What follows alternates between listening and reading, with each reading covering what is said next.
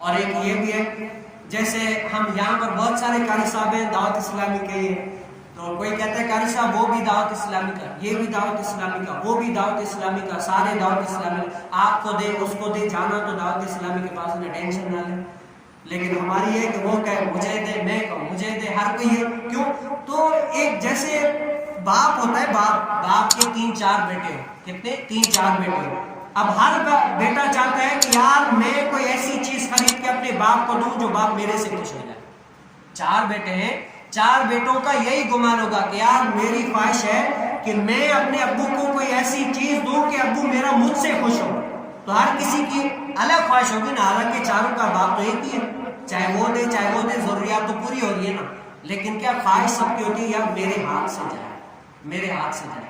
تو آپ بہت سارے قاری صاحب ہیں، تو آپ بھی ہمیں جمع کرائیے گا، کیوں؟ پہلے سب سے زیادہ قریب والوں کا ہے، زکوٰۃ میں فطرے میں یہ اصول بھی ہے کہ سب سے زیادہ قریب والے کا ہے، الحق للقریب ثم للبعید، پہلے قریب والے کا ہے بعد میں دور والے کا۔